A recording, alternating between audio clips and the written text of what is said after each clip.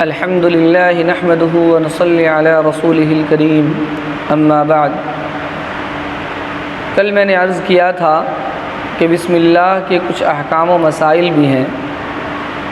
بسم اللہ کے تعلق سے احکام و مسائل کیا ہیں؟ سب سے پہلی بات تو ہمیں یہ سمجھنی چاہیے کہ نبی اکرم صلی اللہ علیہ وسلم نے ارشاد فرمایا، کل امر ذی بال لم یبدأ فیہ ببسم اللہ فہو اخطأ۔ ہر اچھے کام کا آغاز اگر بسم اللہ سے نہ کیا جائے تو وہ کام بے برکت ہو جاتا ہے اور وہ کام ناقص اور ادھورا رہتا ہے۔ آپ صلی اللہ علیہ وسلم نے مختلف موقع پر بسم اللہ پڑھنے کی ترغیب دی۔ آپ نے فرمایا کہ دروازہ بند کرو تو بسم اللہ پڑھو، برتن ڈھانکو تو بسم اللہ پڑھو، چراغ گل کرو تو بسم اللہ پڑھو، کھانے سے پہلے، پینے سے پہلے، سواری پر سوار ہونے سے پہلے اور اترنے سے پہلے، یہ مختلف مواقع پر آپ صلی اللہ علیہ وسلم نے بسم اللہ پڑھنے کی ترغیب دی ہے۔ اس لیے بسم اللہ ہر اچھے کام کے شروع میں پڑھنا یہ مسنون عمل ہے۔ زمانہ جاہلیت سے ہی لوگ اپنے کام کا آغاز بتوں کے نام سے کیا کرتے تھے۔ قرآن کریم میں اللہ تعالیٰ نے جو سب سے پہلی آیت نازل کی، اقرأ بسم ربک الذی خلق، اس میں اللہ کے نام سے پڑھنے کا حکم دیا، اور اللہ تعالیٰ نے یہ جو باطل عقیدہ تھا اور غلط رسم، اس کی اللہ تعالیٰ نے تردید کر دی۔ آپ صلی اللہ علیہ وسلم کی عادت مبارکہ تھی کہ جب آپ صلی اللہ علیہ وسلم کسی کام کو کیا کرتے تھے تو اللہ کے نام سے اس کو شروع کرتے تھے اور بسمک اللہم کہا کرتے تھے۔ لیکن جب بسم اللہ کی آیت نازل ہو گئی تو پھر آپ صلی اللہ علیہ وسلم اپنے ہر اچھے کام کے آغاز میں بسم اللہ پڑھا کرتے تھے۔ بسم اللہ کے تعلق سے بعض لوگ یہ سمجھتے ہیں کہ جس کام کو بسم اللہ پڑھ کر کیا جائے تو اس میں اللہ کی طرف سے برکت ہوتی ہے، اس لیے بعض لوگ یہ سمجھتے ہیں کہ دوا کھانے سے پہلے بسم اللہ نہیں پڑھنی چاہیے۔ وہ سمجھتے ہیں کہ اگر بسم اللہ پڑھ لیں گے تو دوا میں برکت ہو جائے گی، بیماری بڑھ جائے گی۔ یہ اصل میں برکت کے مفہوم کو نہ سمجھنے کی وجہ سے یہ غلط فہمی پیدا ہوئی۔ برکت کا یہ مفہوم نہیں ہوتا کہ وہ چیز بڑھ جائے، اس میں اضافہ ہو جائے، بلکہ برکت کا مفہوم یہ ہے کہ وہ چیز مفید بن جائے۔ اس لیے دوا کھانے سے پہلے اگر کوئی بسم اللہ پڑھتا ہے تو یہ اور بہتر ہے کہ دوا میں اللہ تعالیٰ فائدہ ڈال دیں گے، دوا کو مفید بنا دیں گے، اور جلدی انسان اس دوا کے کھانے کی وجہ سے شفا یاب ہو جائے گا۔ بسم اللہ پڑھنے کا حکم آپ صلی اللہ علیہ وسلم نے دیا، لیکن ہر اچھے کام کے شروع میں۔ اس لیے اگر کوئی آدمی برا کام کرتا ہے، مثلا کوئی شراب پیتا ہے یا جوا کھیلتا ہے اور لاٹری کا ٹکٹ اٹھاتا ہے اور بسم اللہ پڑھ کے اٹھاتا ہے، تو اس میں بسم اللہ کے تقدس کو پامال کرنا ہے، اس لیے یہ سخت گناہ کی بات ہے۔ اچھے کام کے آغاز میں بسم اللہ پڑھنا چاہیے، برے کام کے آغاز میں اور گناہ کے کام کو بسم اللہ سے شروع نہیں کرنا چاہیے۔ بسم اللہ کے سلسلے میں آپ حضرات جانتے ہیں کہ بسم اللہ قرآن کریم کی آیت ہے، پہلے بھی میں نے عرض کیا ہے۔ اور جب بسم اللہ قرآن کریم کی آیت ہے تو قرآن کریم کی آیت کے سلسلے میں یہ حکم ہے کہ اگر کوئی آدمی حالت جنابت میں ہو، یعنی کسی پر غسل فرض ہو، یا عورت حالت حیض یا نفاس میں ہو، تو ایسے لوگوں کے لیے قرآن کریم کی تلاوت منع ہے۔ اسی طریقے سے کوئی ناپاک آدمی ہے یا بے وضو آدمی ہے تو قرآن کریم کی آیت کو چھونا اس کے لیے جائز نہیں ہے۔ اور بسم اللہ بھی چونکہ قرآن کریم کی آیت ہے تو اس کا بھی یہی حکم ہے، بلا وضو اسے چھونا، اور غسل واجب ہو ایسی حالت میں اس کا پڑھنا بھی جائز نہیں ہے۔ لیکن ایک بات اور یہاں پر سمجھ لینی چاہیے کہ بسم اللہ کی حیثیت جہاں قرآن کریم کی آیت کی ہے، وہیں بسم اللہ کی حیثیت دعا کی بھی ہے۔ مختلف مواقع پر آپ صلی اللہ علیہ وسلم نے بسم اللہ کو دعا کے طور پر پڑھا ہے۔ اور قرآن کریم کی آیت کے سلسلے میں علماء لکھتے ہیں کہ قرآن کریم کی وہ آیتیں جس میں دعا کے معنی ہو، جو دعا کے معنی پر مشتمل ہو، یا جس میں اللہ تعالیٰ کی حمد و ثنا ہو، تو ایسی آیتوں کو اگر کوئی آدمی اللہ کے حمد و ثنا کے طور پر پڑھتا ہے یا دعا کے طور پر پڑھتا ہے جیسے قرآن کریم میں ربنا آتنا ہے، یا قرآن کریم میں آیت الکرسی ہے، یا معوذتین کوئی پڑھتا ہے اور اس سے مقصود اس کا اللہ تعالیٰ کی پناہ میں آنا ہے، دعا کے طور پر اگر کوئی پڑھتا ہے قرآن کریم کی آیتوں کو یا ذکر کے طور پر پڑھتا ہے تو پھر اس کا حکم تلاوت والا نہیں ہوتا، پھر ناپاک آدمی بھی اور حیض اور نفاس کے حالت میں عورتیں بھی ان آیتوں کو پڑھ سکتی ہے جن میں دعا کا مضمون ہو یا جس میں اللہ کے حمد و ثنا کا مضمون ہو، اور ارادہ تلاوت کا نہ ہو بلکہ ارادہ اللہ کی حمد و ثنا ہو یا ارادہ اللہ سے دعا ہو۔ قرآن کریم کی وہ آیتیں جس میں نہ اللہ تعالیٰ کی حمد و ثنا کا مضمون ہے نہ اس میں دعا کا مضمون ہے، ایسی آیتوں کو اگر کوئی آدمی دعا کے طور پر یا اللہ کی حمد و ثنا کے طور پر پڑھے تو یہ جائز نہیں ہے۔ جیسے تبت یدا ابی لہب وتب، اب اس کے اندر نہ تو اللہ کی حمد و ثنا ہے اور نہ اس کے اندر دعا ہے، اس لیے اگر اس کو کوئی آدمی ناپاکی کی حالت میں دعا کے طور پر یا ذکر کے طور پر پڑھے تو یہ جائز نہیں ہے، چونکہ اس کے اندر وہ مضمون ہی نہیں ہے۔ اسی لیے بسم اللہ الرحمن الرحیم کی دو حیثیت ہے، دعا کی بھی اور قرآن کریم کی آیت کی بھی۔ تو بسم اللہ جو مختلف مواقع پر آپ صلی اللہ علیہ وسلم نے پڑھا ہے، مثلا کھانے سے پہلے، پینے سے پہلے یا اور دوسرے موقع پر ہر اچھے کام کی ابتدا میں، تو اگر کوئی آدمی ناپاکی کی حالت میں ہے، غسل واجب ہے، تو اس آدمی کو بھی ایسے موقع پر بسم اللہ پڑھنا چاہیے، چونکہ ایسے موقع پر بسم اللہ جو وہ پڑھ رہا ہے وہ تلاوت کے طور پر نہیں بلکہ دعا کے طور پر پڑھ رہا ہے۔ بسم اللہ کے تعلق سے ایک سوال یہ ہے کہ بسم اللہ خطوط کے اندر یا شادی کے کارڈ کے اندر لکھنا چاہیے یا نہیں لکھنا چاہیے؟ تو بعض حضرات نے یہ فرمایا ہے کہ شادی کے کارڈ میں اور خطوط کے اندر بسم اللہ لکھنے میں کوئی مذائقہ نہیں ہے، کیونکہ حضرت سلیمان علیہ السلام کا خط جو ملکہ سبا کے نام انہوں نے لکھا تھا قرآن کریم میں یہ موجود ہے، اور اس میں انہوں نے انہ من سلیمان و انہ بسم اللہ الرحمن الرحیم لکھا تھا۔ تو حضرت سلیمان علیہ السلام نے اپنے خط کا آغاز بسم اللہ سے کیا۔ اسی طرح نبی اکرم صلی اللہ علیہ وسلم اپنی زندگی میں بہت سے بادشاہوں کے نام خط لکھے، اور آپ صلی اللہ علیہ وسلم نے ان تمام خطوط میں بسم اللہ لکھنے کا اہتمام کیا ہے، جبکہ وہ خطوط بہت سے ایسے بادشاہوں کے نام لکھے گئے جو مسلمان بھی نہیں تھے، دوسرے مذہب کے ماننے والے تھے۔ اس لیے بعض علماء نے اس سے استدلال کیا ہے اور یہ فرمایا ہے کہ خطوط کے اندر یا شادی کے کارڈ کے اندر بسم اللہ لکھنے میں کوئی مذائقہ نہیں ہے۔ رہا یہ سوال کہ لوگ اس کی توہین کریں گے، تو اس کا جواب یہ دیتے ہیں کہ جو توہین کرنے والے ہیں وہ گناہ کے مرتکب ہوں گے، اس کو گناہ ملے گا، لکھنے والے کو گناہ نہیں ہوگا، اس لیے کہ لکھنے والے کی ذمہ داری تھی کہ اپنے خط کا آغاز بسم اللہ سے کرے، جیسا کہ نبی صلی اللہ علیہ وسلم کیا کرتے تھے، یا اپنی تحریر کا آغاز بسم اللہ سے کرے، جیسا کہ آپ صلی اللہ علیہ وسلم اپنی تحریر کا آغاز کیا کرتے تھے۔ اب اس کا احترام کرنا اس کے ذمہ ہے جس کے پاس وہ تحریر گئی ہے۔ لیکن غور سے دیکھیں تو یہ دلیل کوئی بہت مضبوط دلیل نہیں ہے۔ خود آپ صلی اللہ علیہ وسلم کی حیثیت بادشاہ کی تھی، اور ایک بادشاہ کا خط جب دوسرے بادشاہ کے پاس جاتا ہے تو غالب گمان یہ ہے کہ بادشاہ اس خط کا احترام کرتا ہے اور اس کی حفاظت کرتا ہے اور اس کا ادب احترام کرتا ہے۔ لیکن عام آدمی کے خطوط میں اور آپ صلی اللہ علیہ وسلم کے خطوط میں بہت فرق ہے۔ اس لیے میں سمجھتا ہوں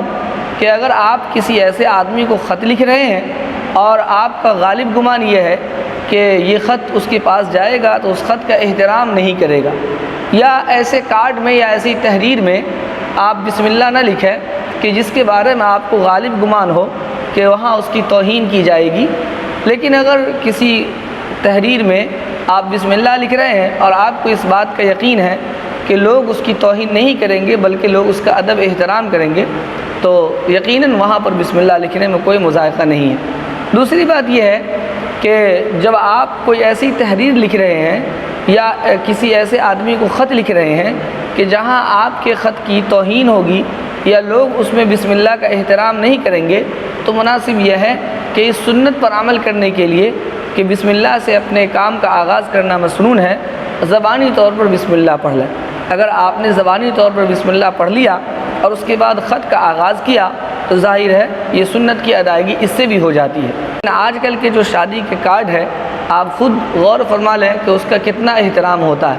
شادی کی صرف تاریخ لوگ دیکھتے ہیں اور اس کے بعد اس کو کوڑے دان کے اندر ڈال دیتے ہیں۔ ظاہر ہے ایک تو یہ شادی کا کارڈ یہ خود ایک فضول سی چیز ہے، اور اس کو آدمی صرف تاریخ دیکھتا ہے اور اس کو کوڑے دان میں ڈال دیتا ہے، تو یہاں بسم اللہ کی توہین یقیناً ہوتی ہے۔ اس لیے بسم اللہ شادی کے کارڈ وغیرہ میں نہ لکھیں تو یہ زیادہ بہتر ہے۔ بسم اللہ کے سلسلے میں ایک بات یہ بھی معلوم ہونی چاہیے کہ جب ہم نماز پڑھتے ہیں تو نماز کی حالت میں سورہ فاتحہ سے پہلے ہر رکعت کے شروع میں بسم اللہ تو پڑھیں گے، لیکن سورہ فاتحہ کے بعد جب ہم کوئی سورت شروع کرتے ہیں تو اس سے پہلے بسم اللہ پڑھیں یا نہ پڑھیں، اس سلسلے میں اختلاف ہے۔ پڑھ لیں تو بھی ٹھیک ہے، نہ پڑھیں تو بھی ٹھیک ہے۔ بسم اللہ کے تعلق سے ابھی میں نے آپ حضرات کے سامنے عرض کیا کہ بسم اللہ الرحمن الرحیم ہر اچھے کام کے شروع میں نبی اکرم صلی اللہ علیہ وسلم پڑھا کرتے تھے۔ یہ جو ہر کام کے شروع میں بسم اللہ پڑھنے کا حکم دیا جا رہا ہے، اس کا کیا مقصد ہے؟ یہ در حقیقت ہمارے زندگی کے ہر کام کا رخ نبی اکرم صلی اللہ علیہ وسلم اللہ تعالیٰ کی طرف پھیرنا چاہتے ہیں، اور جب کوئی بندہ اپنے کام کے شروع میں اللہ تعالیٰ کا نام لیتا ہے تو وہ گویا اس بات کا اعتراف کرتا ہے کہ اے اللہ یہ کام ہمارے بس کا نہیں تھا، یہ تو محض آپ کی مہربانی ہے کہ جس کی وجہ سے یہ کام ہم نے کیا ہے۔ آپ اگر غور کریں گے تو اندازہ ہوگا کہ ہماری زندگی کا چھوٹا سے چھوٹا کام جس کو ہم بظاہر بہت معمولی سا کام سمجھتے ہیں اور اپنی محنت اور کوشش کا نتیجہ سمجھتے ہیں، لیکن اگر آپ اس پر غور کریں گے تو اندازہ ہوگا کہ یہ معمولی سا کام جس کو محض ہم اپنی کوشش اور محنت کا نتیجہ سمجھتے ہیں، اگر ہمارے اوپر چھوڑ دیا جائے، اگر اللہ کی مہربانی نہ ہو تو یقیناً ہم اس کام کے کرنے پر قادر نہیں ہیں۔ میں ایک چھوٹی سی مثال دے کر کے اپنی بات مکمل کروں گا۔ ہم اپنے گھروں کے اندر پانی رکھتے ہیں، ہمیں ایسا لگتا ہے کہ یہ جو پانی ہے یہ ہم اپنے نل سے نکالتے ہیں اور پی لیتے ہیں، یہ محض ہماری کوشش اور محنت کا نتیجہ ہے۔ لیکن اگر آپ اس پر غور کریں گے کہ یہ پانی کہاں سے آتا ہے اور کیسے ہم تک پہنچتا ہے تو یہ ماننے پر آپ مجبور ہو جائیں گے کہ یقیناً اگر ہمارے اوپر چھوڑ دیا جاتا تو ہم اس پانی کے لانے پر اور اس کے پینے پر قادر نہیں تھے۔ یہ پانی جو ہمارے گھروں تک آتا ہے اس کے پیچھے اللہ تعالیٰ کا یہ نظام ہے۔ اللہ تعالیٰ نے سمندر میں پانی پیدا کیا، سمندر کے پانی کو اللہ نے کھارا بنایا، میٹھا نہیں بنایا کہ اس کے اندر جو جانور ہیں وہ مرتے ہیں، اگر وہ میٹھا ہوتا تو پانی خراب ہو جاتا۔ اللہ نے کھارا بنایا، اس پانی کو اللہ تعالیٰ بھاپ کی شکل میں اوپر اٹھاتا ہے، اس کو بادل کی شکل میں جب لے جاتا ہے تو پھر وہ پانی خود بخود میٹھا ہو جاتا ہے، پینے کے قابل ہو جاتا ہے۔ اس پانی کو اللہ تعالیٰ پہاڑوں پر برساتے ہیں اور پہاڑ پر برسا کر اس پانی کو محفوظ کرنے کے لیے اس کو برف کی شکل دے دیتے ہیں۔ پھر اس پانی پر سورج کی روشنی پڑتی ہے اور پھر وہ برف پگھل کر کے پانی کے شکل میں نیچے آ جاتی ہے، اور پھر وہ ندی کے ذریعے سے، نالوں کے ذریعے سے، نہروں کے ذریعے سے ہمارے گھروں تک، ہمارے شہروں تک وہ پانی پہنچتا ہے۔ اور اللہ تعالیٰ نے ایک نظام یہ بنایا کہ جس طرح ہمارے جسم کے اندر رگیں ہیں جس کے ذریعے سے خون دوڑتا ہے، اسی طرح اللہ تعالیٰ نے زمین کے اندر سوتے بنا دی، اس کے ذریعے سے وہ پانی ہمارے گھروں تک آتا ہے اور ہم اپنے پائپ اس میں ڈالتے ہیں اور پانی نکالنے لگتے ہیں۔ یہ پانی ہم تک پہنچانے کا اللہ تعالیٰ کا ایک نظام ہے۔ ذرا سوچئے اگر اللہ تعالیٰ سمندر میں پانی پیدا کر دیتے اور یہ کہہ دیتے کہ اے لوگو ہم نے سمندر میں پانی پیدا کر دیا، اب تم اپنی ضرورت کے لیے، پینے کے لیے، نہانے کے لیے، کپڑے دھلنے کے لیے جاؤ اور سمندر سے پانی لے آؤ، ذرا سوچئے کتنے لوگ ہیں جو سمندر سے پانی لانے پر قادر ہیں۔ جو لوگ سمندر کے قریب ہیں، جو لوگ سمندر سے قریب ہیں، بڑی محنت اور مشقت کے بعد ان کا مسئلہ تو حل ہو سکتا تھا، لیکن انسان جو سمندر سے دور ہے وہ کیسے اپنی ضروریات پوری کر سکتا تھا؟ اللہ تعالیٰ نے اس پانی کو سمندر میں چھوڑ کر کے ہمیں حکم نہیں دیا کہ جاؤ سمندر سے لے کر کے آؤ، اللہ تعالیٰ نے اسے پہاڑوں پر برسایا اور وہاں جمایا۔ ذرا سوچئے اگر اللہ تعالیٰ کہہ دیتے کہ جاؤ ہم نے اس پانی کو جو کھارا تھا اسے ہم نے میٹھا بنا دیا، اب تمہارا کام ہے کہ جاؤ اور پہاڑ سے لے کر کے آؤ، تو سوچئے کتنے لوگ ہیں جو پہاڑ سے پانی لانے پر قادر ہیں۔ اللہ تعالیٰ نے یہ بھی حکم نہیں دیا۔ اللہ تعالیٰ اگر یہ حکم دے دیتے کہ لو ہم نے پہاڑوں پر برسایا اور تمہارے گھروں کے اندر، تمہارے شہروں کے اندر بھی برسایا، اب تمہارا کام یہ ہے کہ برسات کے زمانے میں تم سال بھر کا پانی اکٹھا کر لو تو سوچئے کتنے لوگ ہیں جو اپنے پینے کے لیے، نہانے کے لیے اور کپڑے دھلنے کے لیے اور دوسری ضروریات کے لیے 3 مہینے کے اندر سال بھر کا پانی اکٹھا کر سکتے ہیں۔ کیا کسی کے بس کی بات تھی؟ کسی کے بس کی بات نہیں تھی۔ اللہ تعالیٰ نے یہ نہیں کہا، بلکہ اللہ تعالیٰ نے ایک نظام بنا دیا اور اس کے ذریعے سے پانی ہمارے گھروں تک آتا ہے۔ لیکن ہم یہ سمجھتے ہیں کہ یہ پانی ہماری محنت اور کوشش کا نتیجہ ہے۔ اگر آپ غور کریں تو آپ ماننے پر مجبور ہو جائیں گے کہ یہ پانی ہماری محنت اور کوشش کا نتیجہ نہیں ہے، بلکہ محض اللہ تعالیٰ کی مہربانی ہے۔ یہ پانی جو ہمارے سامنے آتا ہے اور ہم اسے منہ میں لگاتے ہیں اور پی لیتے ہیں اور احساس تک نہیں ہوتا کہ اس کے پیچھے اللہ تعالیٰ کی کتنی قدرت کا اور فرما ہے۔ ذرا سوچئے کہ یہ پانی اگر ہمارے جسم کے اندر جائے اور جسم کے اندر سے نہ نکلے تو ہمارا کیا ہوگا۔ حضرت بہلول رحمۃ اللہ علیہ ہارون رشید کے دربار میں تھے۔ ہارون رشید کو سخت پیاس لگی ہوئی تھی۔